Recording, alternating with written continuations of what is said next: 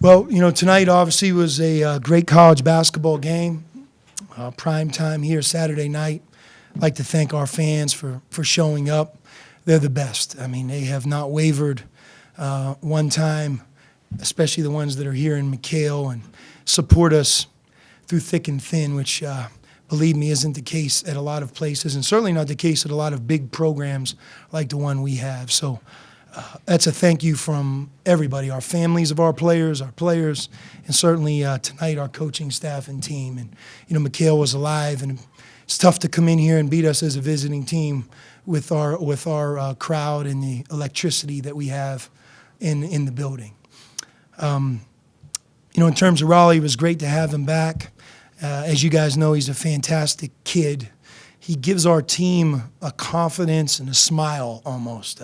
He has a personality, and as expected, and I almost predicted as I talked to him before the game, there were times he was going this way, and then there were times he was going down. But that's why it was so important to be able to get him out there, because I think the first game is the hardest, and he'll really settle in as we move forward. But he moved great.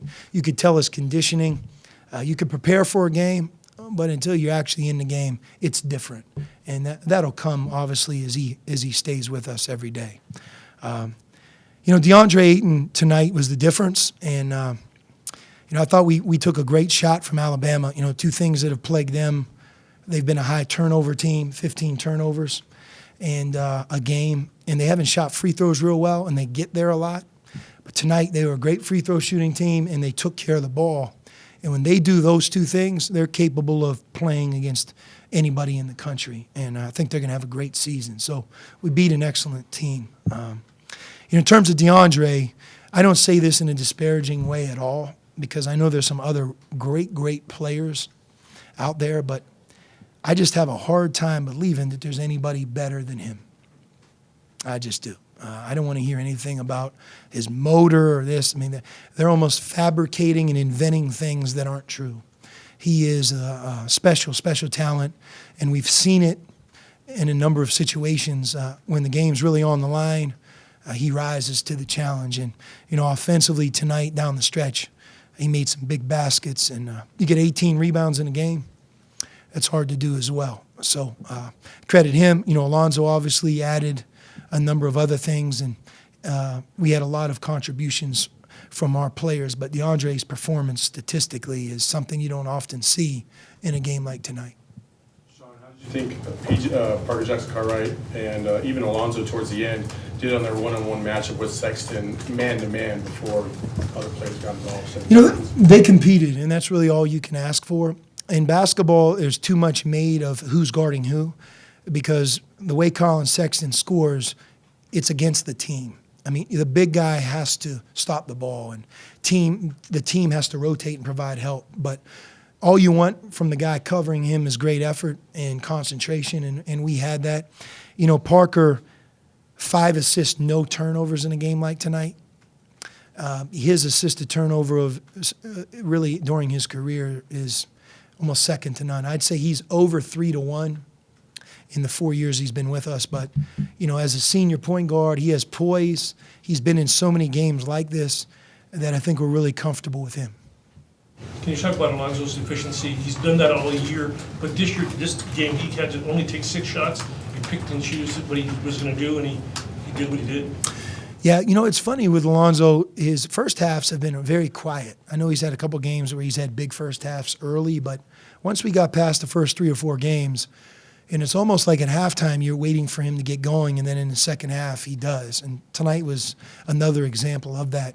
So I think it's up to us to kind of get him in the flow more often maybe in the first half. But, you're right. I don't think he forced it.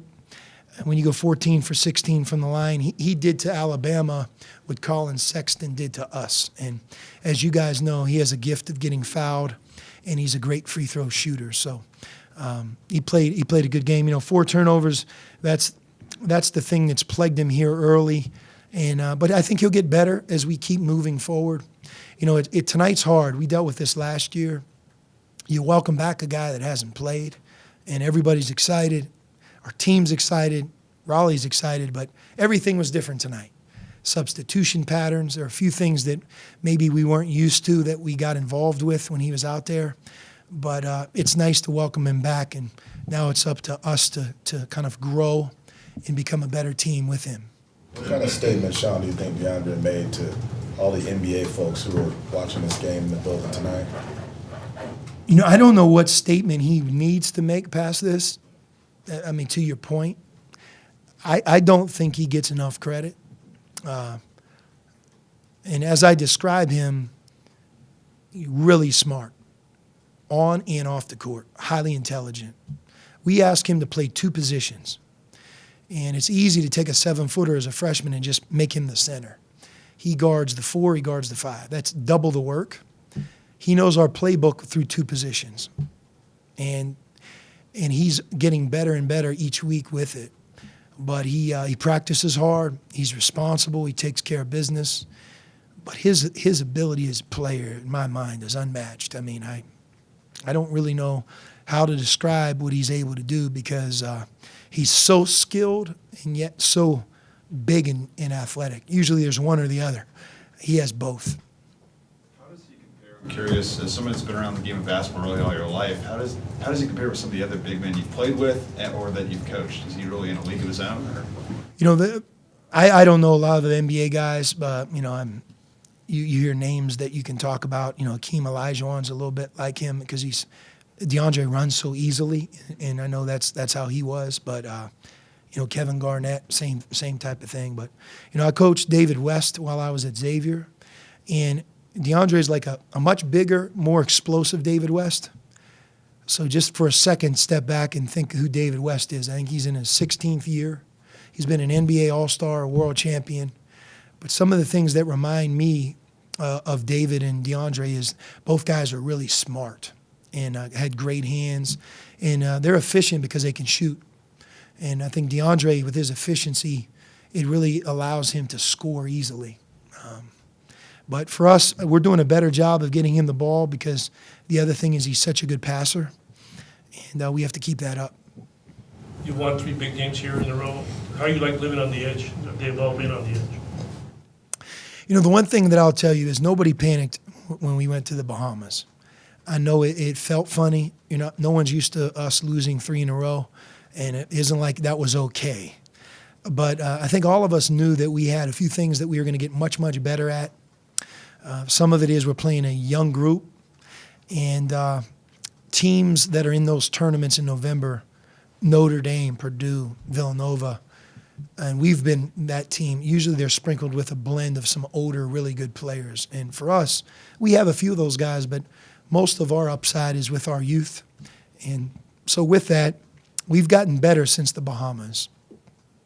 And our guys have been lauded with praise. That all went away.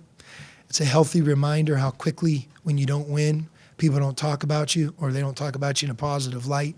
So our practices have been better. And, you know, sometimes it's as simple as one of our best players hasn't played yet either. And I think that as Raleigh settles in, our team has a big upside. Alonzo was saying how teams are defending him differently now in the last few games. How does having Raleigh back as another creator on the perimeter help him? It helps him a lot. And, you know, I also want to give Brandon Randolph credit because if you quietly are following him, he has really settled into a very dependable scorer. I mean, he's made big shots, did it at UNLV, did it against Texas A&M, did it again tonight. He's doing it against some really good programs, and he's young.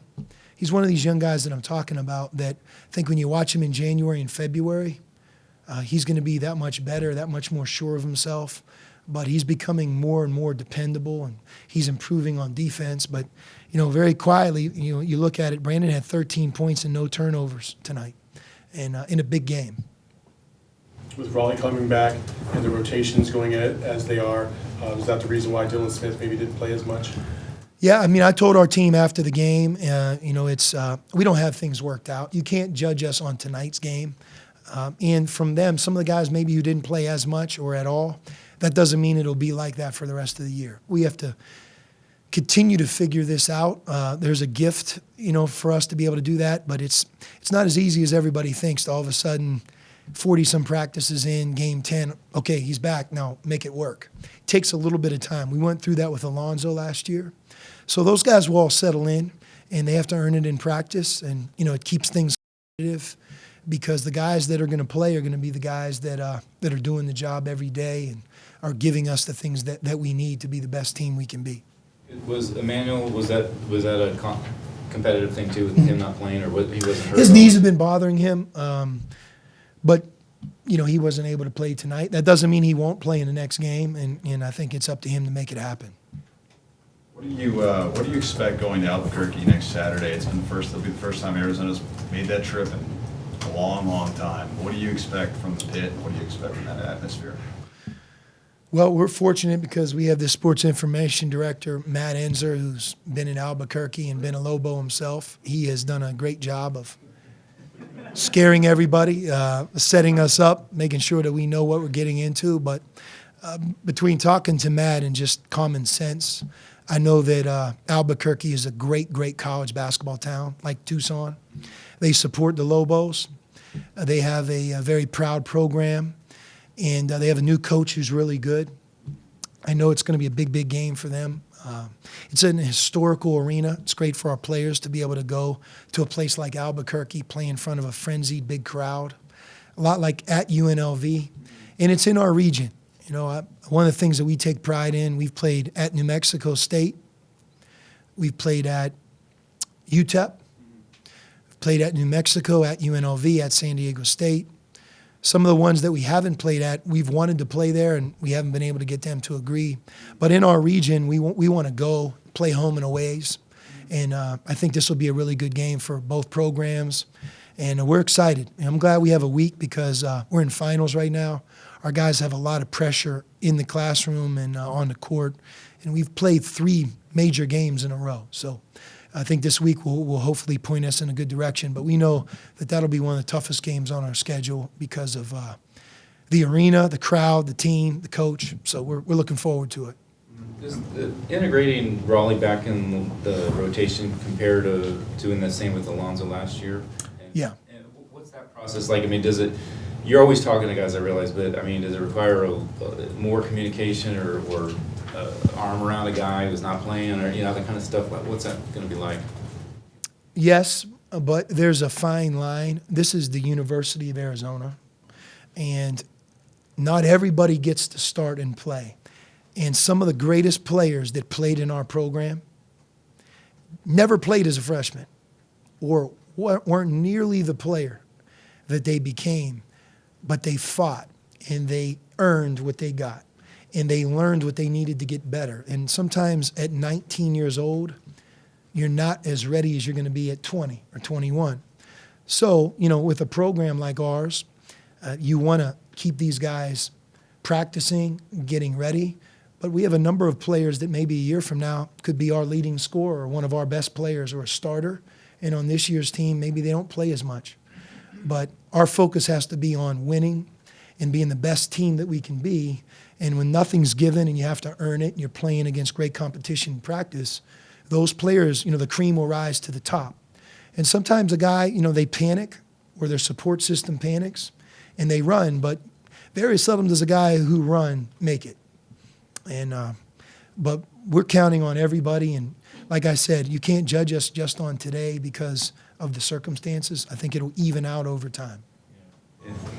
Maybe is it easier, a little bit easier in the sense that you're earlier in the year now, Pac-12 plays still a few games off, whereas Alonzo comes back, third week of January, right, last year?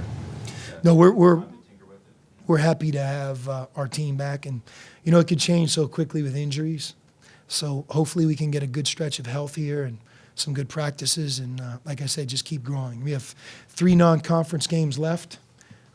Nobody has to remind us that we lost 3 in a row in the Bahamas, and that's fresh on our mind. But we're using that more of a growth moment, a learning experience, instead of dwelling on that as a negative or, hey, that didn't exist. I think we want it to exist because we want to keep pointing towards we're not the same team as we were then.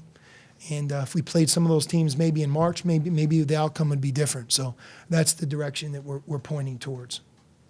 Last week you said you had nobody close to being a defensive stopper. Is there anybody kind of pushing more towards that? No, you saw it tonight. I mean, Alabama scored 82 points. There were times when our defense was good, and there are times when it wasn't. But I'll give Alabama credit. Their transition game and how they played maybe was a little bit more efficient and slower, but they did not turn the ball over tonight. I mean, they were really sure of themselves. They had the ball in Sexton's hands a lot, and he is tough to deal with. And they were smart in how they approached the game. I thought their big guys were really good, and they got to the line and delivered. I mean, you go 24 for 28 from the line, that's a big thing. But you had one player go 15 for 16. So if Alabama takes care of the ball and makes free throws, they're going to win a lot of games. So I thought we played against a really good team, well-coached team, a team that has a bright future, and a lot like us, they're missing one of their best players. When he comes back, they're going to be that much better. So nobody close to emerging as a defensive stopper? No.